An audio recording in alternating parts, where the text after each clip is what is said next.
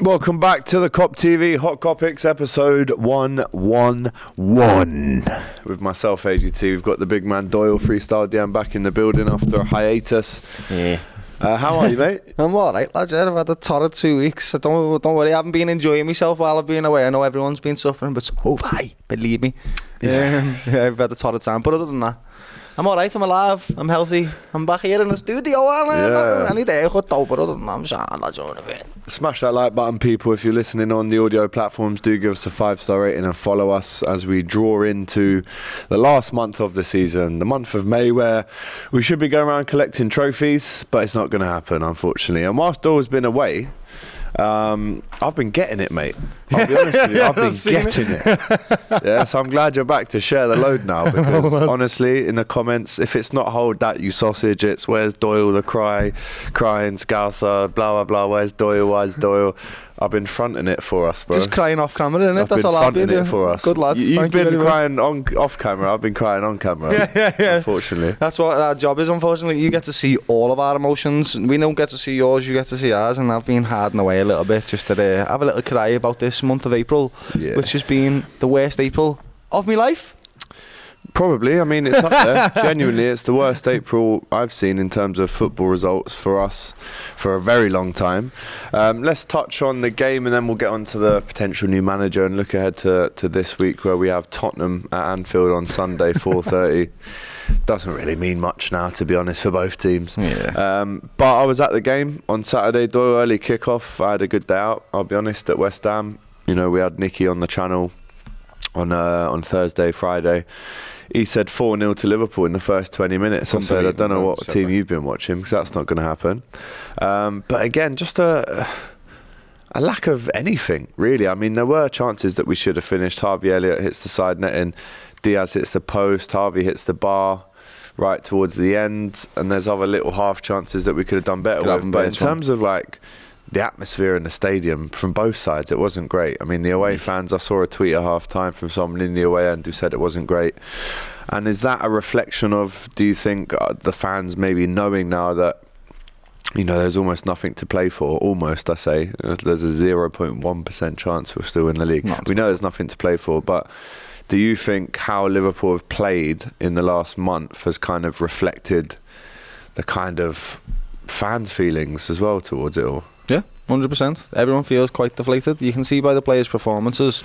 It's not through. They want to win these games, right? They are trying. It's just they feel a bit deflated in certain moments, and we're not putting the chances away that we've been getting. We haven't for the entire month. The amount of chances that we've created and missed is unbelievable. Mo Salah's not being hitting the form that we need him to hit for his goal scoring. We've seen arguments between the two. Yeah, lads, the fans are deflated, and it's not the first time that we've went to the top of the league at this part of the season and then lost it, is it? It's not usually we don't usually flap it the way we have, and we usually go right to the end of the line, but we still don't get over the line, and that's another example of what's happened this season to us, lad. We've set ourselves up to have this great final ending, and we've all built it up emotionally, and it's destined to happen, and it hasn't. So the bubble's been burst. Everyone's a little bit. Yeah, the bubble's being burst against West Ham. Nah, it is what it is, lad. Everyone's a bit fed up now, aren't they? I just want the season to end. Everyone does, lad. I really want this season to end now. There's nothing to... I mean, we've got the inevitable sad day of when Klopp leaves, and that's going to be another thing to deal with. But I just want it to be all over now. I want it to be done. I want a new start. I want to, you know, see the Euros. I think that'll be great, you know, as a football fan to watch. And then we go with Arne Slot in pre-season, and we start again. Just before we move on to him, so at the game, watching it, poor first half from both teams. I get up to go for a wee on 43 minutes. Jarrod Bowen scores. Yeah. So I'm like, brilliant. And then I have a beer at half time. Sit back in my seat, look at the screen, it's 1-1. Yeah. So I've missed 2 goals now. Brilliant. What's going Robertson, never see him score really, and he scores. Missed that one. And then obviously we go back in front, really sloppy own goal. West Ham fans couldn't believe that even ended up in the back of the net. And then we do what we always do, Doyle. We concede. The lack of clean sheets is alarming. I think it's 1 in 2024, which is, I mean, Jesus, man. It's embarrassing. That is embarrassing. Especially when you've got even Everton have got way more than that. They've got the second best in the Premier League, actually. They do. What's happening with Liverpool at the moment? It's almost like we put the accelerator down, we go right at a team, we create all these chances, and then when we don't take them, the momentum swings back in the other team's favour. We're not taking the chances in the moments of the game that swing it back to us. That's what we used to do throughout the season. We would concede a goal, but then we scored the next one, and we scored the next one quite quickly after that, lad. And then we get the third one at the end of the game or something to kill the game off. It's just the momentum and the moments haven't really been taken seriously, I guess. Not seriously, but they haven't been taken. So we've only got ourselves to blame for the position that we're in right now, and we've also got ourselves to thank for the position that we're in right now. Yeah. Start of the season, we've got to take silver linings. We have to, because it's a season, right? It's 38 games long. You can't just have the best outcome all the time. What we have done is progressed. This is definitely progression. We're back in the Champions League for sure now. Yeah. With Spurs losing yesterday, it means that we're definitely getting back into it. We're a better team than we were last year. There seems to be more cohesion in the team, more enjoyment. Trent's playing great football this season. Virgil van Dijk's got back to some of his best performances. There are players and there are performances that we can look at and go, cool, we can build on this. That's why I'm not terrified now with the appointments of a new manager, because it's not a burning dumpster that he's being left with like last time when Klopp came. This is a team that's set up to win. Dumpster. Honestly, lad, that last team that we had was trash, lad. This one's set up to do something. It is, but it just needs some stability thrown in it. Yeah. And when we get on to talking about Arne Slot, which we will, because I've been doing a lot of research about this fella, he's going to help us with that structure, without a doubt. You'll be able to tell by his play style. Yeah, so back to the game, I think what I said in the fan cams was, and again, we'll do a whole season review where we look at month by month how things went right, how things went wrong. You know, right up until March, everything was on. But we deserve to be in a title race because of the chances we create, but we don't deserve to win the league because of the chances we miss. Yeah. That's the way it is, bud. Yeah. We went from being the highest goal scorers in Europe. I think we still all are. Teams. We're in the top 2 or 3 still. Which is just in terms madness. of all comps in Europe, yeah. Which is madness to say, right? Because the amount of goals that we could have scored on top of that as well is just ridiculous. It's our defensive record, lad. When Liverpool won the league, we were resolute. I can't remember exactly how many goals. It was like 34 or something stupid. I think it was 23 or something. There you go, that. something stupid. And the record was 15 or something. And that's where the best teams are made. Like if you look at Arsenal right now, the reason why they're doing so much better than they were last season is because they've had people like Saliba be consistently at the back now, Gabriel, where they've made brilliant partnerships, and they're so strong at the back that even if they concede one, they'll still manage to keep it out. They conceded 2 yesterday. You know, one was a really bad mistake. I haven't said that the only goals that they conceded this year, probably like 7 or 6 I think that's 2. Yeah, there you go. I think it's just them 2 in away games for sure as well. They're unbelievable at the moment. Not good enough, man. Not good enough. And like you say, there's no point blaming anyone else. We have ourselves to blame. It wouldn't surprise me if I said to you, with the chances that he's missed, Darwin Núñez should have had 40 goals this season. Yeah, easy. I wouldn't be going over the top because he's had those chances. We should have been taking it this way. It's not just him, by the way. It's Salah, it's everyone else.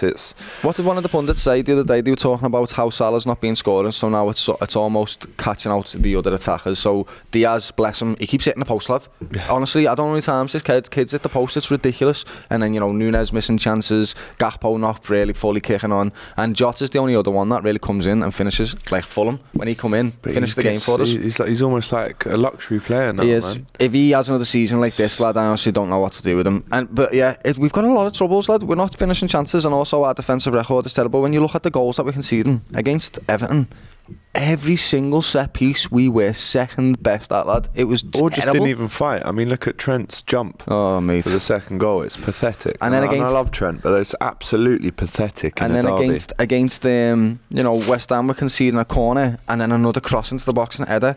And I'm not 5'9" against 6'4". Cody Gakpo marking Jared Bowen. I don't know what's going on, lad. I really don't, because we've never really had a great defensive record over the season, but particularly now, it's got a lot worse in April. It's ridiculous how many games have we lost this month?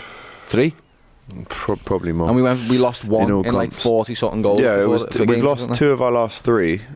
Or 2 of our last 4, but we lost 4 in 42 before that. It's just mad. Sticking on that game, again, we blame ourselves for not being in the title race going into May.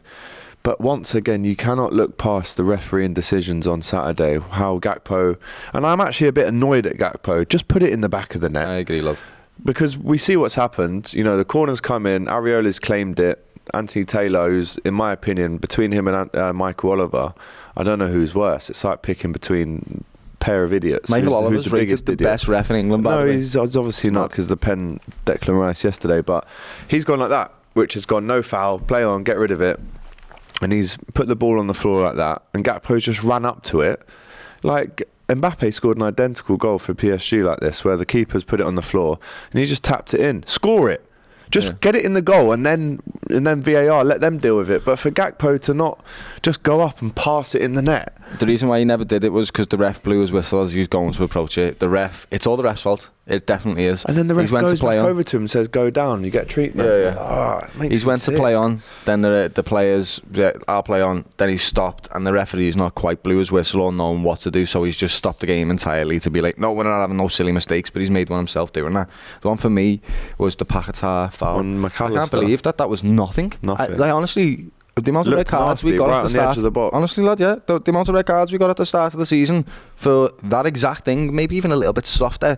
Remember Curtis Jones against Tottenham? Or McAllister himself. I can't actually believe that wasn't even a yellow. Like, it wasn't looked at, it was nothing, lad. And again, we're not trying to shift the blame or move the needle onto refs. We didn't score our chances, so we're not going to win the league. But I'm sorry, bro. I can't help but think about the Doku studs up. That was Michael Oliver. Yeah. The Diaz, obviously, goal that got disallowed at Spurs. The red cards that we've got. The handball from Odegaard. It is what it is, lads. We're blaming ourselves. But let's move on to the incident that happened just before. Because I was at the game. I looked down. Salah, Gomez and Nunes were about to come on, and then we concede that second goal. And if you look really closely, what happens is they all make their way over to the technical area. They walk past the technical area right up to the touchline, and Klopp, when the players walk past him, he gives them a big hug, says, come on, and he went like that. And he went, come here. He went like this. He went, come here. And Mo just give it one of them, like, leaned over, didn't look at him, slapped his hand. And he was like, what are you doing? And then I think the frustration from Mo is, you're giving me 12 minutes, really? When I could have been playing from the second half. I thought we were going to make changes second half because of how poor we were offensively. But whose side are you on? Because I don't want to take sides. I don't think anyone should. I know Carragher's saying we certainly shouldn't take sides. He's saying they're both Liverpool legends. We don't need to take sides. Salah is frustrated and angry with Jurgen that he's not playing. And at that moment, he didn't want to fully embrace the boss, which is the come here and give me a hug kind of thing. Jurgen understandably took exception. Mo was daft with his comment in the mix zone, which I didn't like at all. But let's let them sort it out and enjoy the last few weeks together. They've been a massive help to each other in all that's been achieved at the club. I mean, if you're Mo Salah, Liverpool legend, you heard what Alan Shearer said on Match of the Day last night. He's got every right to be annoyed that he's not getting as much game time at the minute as he can because of all the things that he's done for us in the past. Yeah. But can you see Klopp's side as well? Yeah. Or do you want to take sides? Or do you just think this is a minor thing that's been blown up? Let them sort it out. And let's not end this way like this. If this was on the training ground, nobody would have known about it, and this will have been on a training ground 70 times over this season already, lad. These are competitors. They want to win. That's it. And you've got Jurgen Klopp's got a little ritual before his games. Salah's not lived up to his little ritual. He's annoyed by it. That's fine. The only bad thing is, just didn't like the way Salah said, if I talk now there will be fire. I didn't like that. I think that's a bit much. What are you trying to achieve especially there? When the emotions already passed and then you're storming off down the tunnel. I want you to be professional and hold yourself in that manner like you have for the last 7-6 years, because I don't think if you would have behaved like that last season when you know Jurgen Klopp wasn't leaving. I genuinely don't think that. But I think Carragher's right in the sense of just let them sort it out, lad. It's football. I know for a fact me and you sometimes argue when we play football, lad. It's football. That's what it is. You want to win. So he wants to be on the pitch. He wants to score the goals.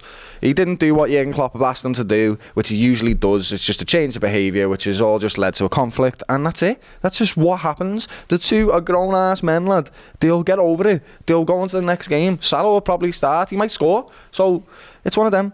Salah, if you don't play well, mate, you are susceptible to being dropped. That's what's happened. And you've been poor. Yeah, admit it, you've been poor. And there's even a chance at the end where he runs 3/4 of the pitch and gives a poor pass to Gakpo, which deads the move off. So after the game, when I was doing my instant match reaction, it was probably the first time, though, ever, I'll be honest, where I've gone, I think he's going to be sold in the summer. Yeah. And I've almost wanted to bat it off and say, well, he's still our best player, he's still the best finisher. Klopp said that himself last week.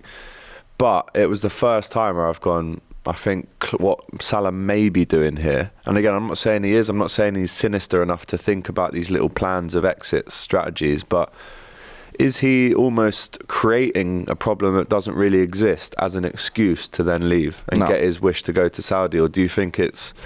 Because we're hearing bids are starting at 100. That's fine. They were starting last year as well, weren't they? And he wasn't doing any of this type of stuff. That is an isolated incident that shouldn't be related to any transfer move or anything like that. They just had a But do you think he will leave, though? Potentially. It's the first time I've ever thought I think he does now. If there's any time for him to leave, it'd be now, lad, when we've got a manager. We've just went to push for the league. We never quite got it again. He's pushing on to 32. I think if he wants to stay for an extra season at Liverpool, he'll absolutely be welcome to, and he'll be utilised by Arne Slot. Having said that, will he have a future after a year or two? I don't know. And then when does his financial pull come into it as well? Did Liverpool want money for him? Because they're going to only get it in the next year or two, lad. That's the way it's going to work. So it's just what the club and what the professional wants himself.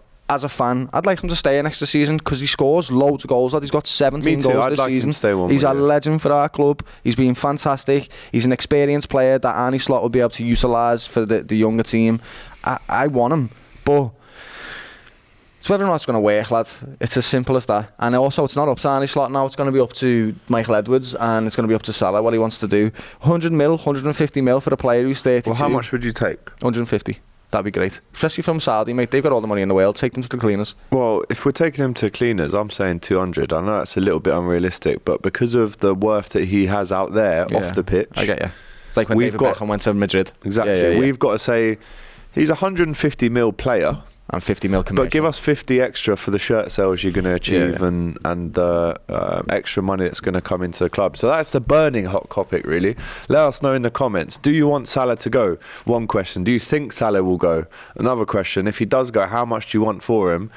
And do you want him to stay? There's a lot of questions to ask and answer about this. This is a scary time to be a Liverpool fan. If you're a manager coming in like Arne, it is a scary time because we don't know what the future holds, but it's also a new era, and sometimes that can be exciting. But for Arne Slot, between him and Michael Edwards, they're going to have to sit down with the higher leadership senior team members, including Virgil, Alisson, Trent, Salah, and ask them, maybe not ask them, almost persuade them with your plans. Yeah, he's now got to go and speak to Salah and say, look, I know there's attention from Saudi. I know they bid for you last year.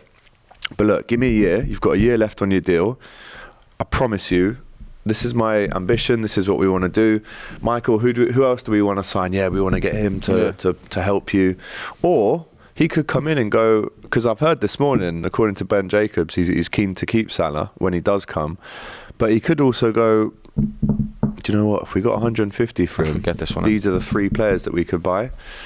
And it's such a catch-22. I don't know what I want, if I'm honest. I really don't, because if Klopp was staying, obviously it would be a natural thing for Salah to stay for it's just 2025. His contract runs out. I don't know what I want. I wish I'd never seen the spat on the touchline. Of course, I know it's just one of them things that happens in football, and it happens all the time, and we don't see a lot of them.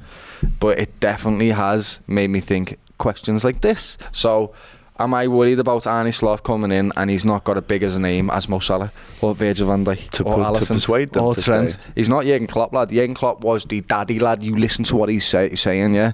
And Salah didn't the other day, lad. In fact, he was petulant. And that's fine. It's all normal. But if he's going to be like that with Klopp, what's he going to be like with Arne? And I am worried about the next phase of Liverpool players thinking that they're too big to listen to a manager that's not as experienced or as big as they are, lad. I don't want the players to take over the dressing room. I want him to come in, Arne Slot, and really be the fella that we need him to be, which is a leader. And all your lads listen to him, exactly what he's got to say, lad. And I am worried about the experienced players not necessarily doing that. It's just a worry. I don't know if it's actually like I'm just making something up and fabricating this. It's just a worry that I've got in the back of my mind, and these are all questions that you ask when you're going into a new period of sport in a football club, because you don't know. I don't know what's going to happen. The last time we got a new manager was 2015, 14. Yeah. That was a long time ago. I was literally just starting my 20s, lad. So this is scary, lad. It is. Scary, mate. That's why we can't answer these questions right now. We've just got to see what happens and hope for the best outcome, really, and support them all. Yeah, I mean, the only thing that I can maybe take comfort in, I don't know if you saw the quotes from Van Dijk last week about Slot, which I thought were actually quite out there, considering it wasn't, and it still isn't really 100% confirmed. We know it is. I didn't see them. But he came out and said Arne Slot is one of the top young kind of Dutch coaches out there. And that Dutch connection, I don't think Van Dijk goes anywhere next season, because he feels as a Dutchman he's got the right to give this man at least a year of his time and effort towards it. He's such a big leader and still is.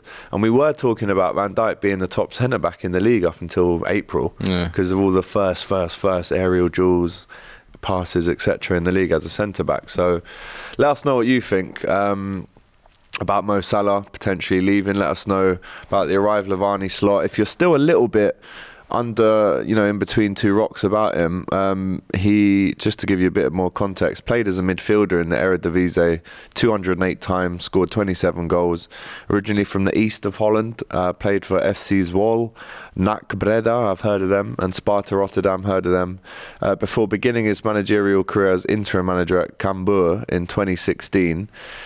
Goes then to AZ Alkmaar, and just as he's leaving AZ Alkmaar, he comes out in the press and says, I want to be the new Feyenoord manager.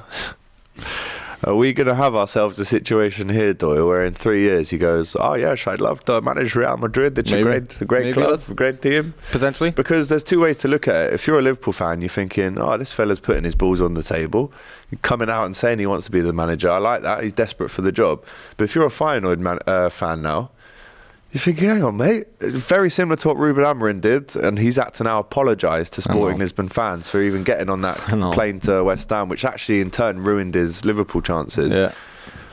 But he's according to this article from This Is Anfield, he is doing everything I always expected and even more. This is Slot's brother, by the way. Arne was never the quickest player in his professional career, but he was by far the brightest. He has become a famous manager in Europe and can't walk anywhere in the Netherlands without people stopping him for a photo, and they stop him too because they look similar, as you would as brothers, probably bold as well. No offence, it just is what it is. His quick brain when it comes to adapting in games was outstanding. He was a slow player on our team, so it's amazing that the teams he's coached are the fastest teams in Dutch football. They also went in to say that when they were playing as kids, as young as 14, he would coach the older children. And his brother said, when we look back at the sessions we used to do with these boys on the training pitch, it was actually ridiculous. 45 years old, had that kind of manager mindset from the age of 14. I mean, in terms of a coach, we saw him win the league with Feyenoord last season. He did this incredible speech. I don't know if you saw it. Great speech in front of what seemed like 100,000 people in Feyenoord. And it was a very statesman's-like, it was very Bill Shankly-esque in George's Hall in 1965 when we won the first FA Cup of our history. And that speech, I've drummed it into them time and time again. It's a privilege to play for you. Yeah. And the fans get behind it. They love it. It was very like that. So he's a great speaker. He is a great speaker. But are you looking forward to seeing I know earlier you mentioned about the formations he plays. He almost likes 2 8s instead of a 10. Yeah. Could we see a very different team and personnel next season with him? I think we are going to see a different team. It's similar in lots of ways in the sense that he plays the same formation, right? So he's going to be able to slot players in, but he is Pardon definitely... the pun. I know, yes. Woohoo! Hey. I'm on it today, yeah, that's two. I didn't even realise. But he plays 2 attacking 8s. That's what he does, lad. Which is exciting to think about, right? Because it means he can put in Trent into that midfield role, which is something that everyone's been asking for. He's been thriving in that in inverted role as a right back. He also offers a better defensive setup. So if you look at his first season with Feyenoord, I think they conceded 47 goals in his first season, right? And then when he had his first full season, the season after, they conceded about 22 to 17 goals, something like that. I can't remember, in all competitions, but it was a massive difference. And then he went on to win the league afterwards. So he is going to offer Liverpool more stability and rigidness in the back, which is definitely something we've needed for the last 2-3 years, to be quite honest with you, because I don't know how many games we've conceded the first goal this season alone, but it's been happening for a good few years. That's not just isolated to this one season. So we need to come in, shore up the shop at the back, lad, and then hopefully that means that the attackers will start taking their chances as well, because if we get 1 or 2 goals, it doesn't matter because we're not going to concede 3. That's what we need to be able to do. Arne Slot's got a different tactic to Jurgen Klopp, but he likes to play aggressive in the same way. He likes to press, lad. He likes to make sure he wins the ball high on the pitch. He's good, lad. He does look like he knows what he's doing. I just hope that this executive way of coaching, he does seem a bit formal for me, lad. And Liverpool's a family club, so I want him to come in and have that family feel. Well, I've seen him. I want him to be mates with the players. Yeah. I don't want him to just be his boss. I don't want him to go in and relate to them. Yeah, and understand the Scouse way and be part of the fans. Like, part of Liverpool is getting involved and tapping into that fan base. That's our strength. That's why we're so good, because Anfield is a fortress, and if you tap into them fans and get them back in the team that you're building, early days as well. Yeah, he needs to do that, lad. Like, can you picture him going up to the fans and going, "Come on, get," and doing the fist pumps? I mean, no one compares to Jurgen, but this is what the team could potentially look like under him, right? We've also heard this morning from Fabrizio Romano that one of his priorities is to bring in a new centre back. So in goal, it would be Alisson. Currently, the captain of Feyenoord is Lucharel Geertruida. I probably pronounced that horribly, but he's a 23-year-old. He's been Slot's most used player at Feyenoord this season. He was interestingly in the stands for Liverpool's draw against West Ham and is a Holland international. I didn't know that. I didn't know but that he's either. obviously keen now. You've got Virgil van Dijk. Again, just a year left on his contract. You've got Konate. We know he likes playing a 3 kind of 5. And then you look at a left back of Andy Robertson, potentially a central midfield of Trent, McAllister and Szoboszlai. He's going to play, right? What's going to happen is he from his 6, he doesn't ask for an endo role. He doesn't ask for somebody that can break up play. He asks for a pivot, a technical pivot. And we all know McAllister is brilliant at pivot, and he's got that turn. He can whip the ball over the top. He can find spaces. He's dynamic like that. And then what he's going to ask Trent and Szoboszlai to do is push up on the top of that pitch and score goals for us, lad. That's what he's going to, and he's going to ask Conor Bradley to bomb up on the top right, or the new lad on the right that you just mentioned. Well, it could, according to this article on LiverpoolWorld.uk, it's Elise, Jota and Diaz, so there is no Mo Salah there. Yeah, I think a lot of people are expecting him to leave. Arne Slot offers a different structure to what Jurgen Klopp's done, and I think it's a bit more sensible in lots of ways, if that makes sense defensively. It might mean that we create a fewer chances. You think he creates 3 chances, big chances a game, but he concedes a lot less goals. So it's down to our attackers to be clinical. And in the season that we won the league, we didn't create a bag full of chances. Like, we just took every single one. That's why we won every game 2-1. We just took the chances. So it's, how do we know what's going to happen? We don't, lads. We just don't. We're going to have to just look forward to it and learn about his play, and hopefully it's an entertaining one for Liverpool, like, because that's really what we want, innit? We want to go to Anfield and watch entertaining games of football, lad. Yeah, and listen, there's only 4 more games now in the Prem for us. I can't believe this is happening. Of Jurgen Klopp. I can't believe it. It's Tottenham on Sunday, and we just saw first half they were absolutely awful against Arsenal. The game ended 3-2, and actually, you know, it was a lot closer in the second half. But it's Tottenham Sunday, 4:30. I mean, not much on the line for that now. To be fair to Tottenham were good in the first 20 minutes, to be quite honest with you, lad. They 3 games left, sorry. Team. Yeah, 3 games. Tottenham, and then we have a break of 8 days before we play Villa.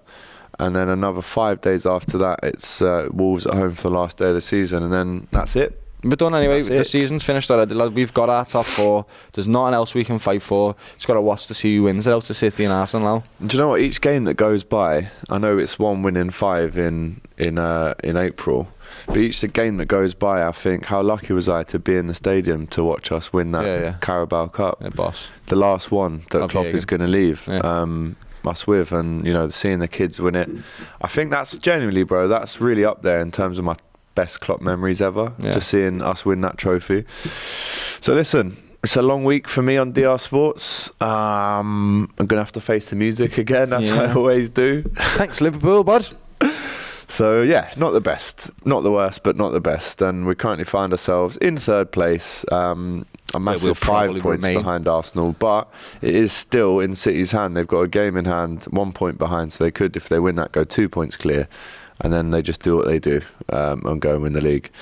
So there you go. I mean, listen, bro, how many times have we sat around this table buzzing after a late win, after a 3-1 win? Yeah, loads. genuinely, it all stems from that United FA Cup game that we watched I together. knew you were going to say that, lad, but I'm not. No, let's not get onto that train of thought yet. We were going to say they stopped our season. Okay? Whoa, not doing bro, that, on like, DR yesterday, I was, hang on. We are, and it was, bro. That was no, the stem, because we won every game before that. Not giving it to them, lad, and no. you don't have to, but we can sit here knowing that the worst Man United team in 10 years and the worst Everton team in 10 years stopped us. I wouldn't say the worst in 10 years for Everton. I think last season they were terrible in the season before. Yes, we only have ourselves to blame. Tough to admit. It is what it is. We have shot ourselves in the foot, and that's just the way it is. But we're not going to win the league, and I don't know about Arsenal. Probably City are going to, because there's no better combo than 5 games left and City with a game in hand. Like, that's the best combo I've ever seen in football in my life, lad. They just win. Horrendous. Liverpool got only got themselves to blame, lad. That's just the way it is. You know what I mean? But we're still here. We're doing our bit, aren't we? This is the thing, right? Yeah. So we got into all this while Liverpool was super successful. We started the Kop TV, Liverpool in the league. Yeah, it's so nice. It was all dead easy, yeah, because we don't have to talk about anything when someone comes for us. We're like, we're top of the league, lad, is right. But now we're going into the next 5 years of doing this, yeah. We don't know what's going to happen. So we're probably going to get so much stick. I'm probably going to have bigger bags under my eyes, lad. So my hair will fall out. I'll have greys. But we still love them, and we'll still be here, lad, to do it. With you, yeah? With you, suffering, if we are suffering, and winning, if we are winning. If you want to suffer, no one wants to suffer, but if you want to suffer, do it with us. Yeah, press that like button, make sure you comment, and let us know what your hot Kopics are that you'd like us to discuss next week. We'll be reacting to the Spurs game, but really and truly, it's all just falling apart like a house of cards right at the end when we needed it. But listen, we've still got a trophy in the bag. We're back in the Champions League, and if I'm honest, I have enjoyed the ride of Europe this year. I've been to Prague, I've seen some great teams come to Anfield. Even the season, lad, the most last minute winners. Toulouse, yeah. The joy I've felt this season. But let me tell you this, I'm fed up of the Thursday Sunday thing. Right, so I'm hopefully Tuesday, Wednesday. It means I'm in Liverpool for those days. I can watch it up there. And I'm looking forward to because it all sounds fun and a bit extrovert going out on a Thursday watching the game. Let's get back to Tuesdays and Wednesdays. And, if we're in the Champions League, I'd give us a good chance to get to the final. But then probably lose to Real Madrid. Oh, lad, honestly. All right. So honestly, buddy. This has been episode 111. And add them all up. 3. It's 111. Yeah. So I don't know if even the football gods are looking down at us and laughing right now. But there you go. Please make sure you go and follow Doyle on Instagram, on YouTube. Make sure you follow us on TikTok, Instagram, YouTube, obviously Facebook are on there as well. But yeah, smash that like button, support us. We just actually went past 43,000, so that's good. So let's try and get to 45k before the end of the season. A lot of you are watching the instant match reaction on Saturday.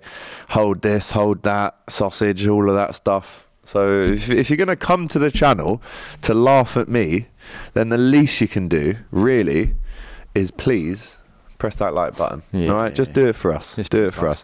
But anyway, guys, take care. We'll see you soon. We'll be back in the week, obviously, with videos. But the main next one is that preview of Abbey, so you can look forward to that. But guys, take care. We'll see you soon. Habosh.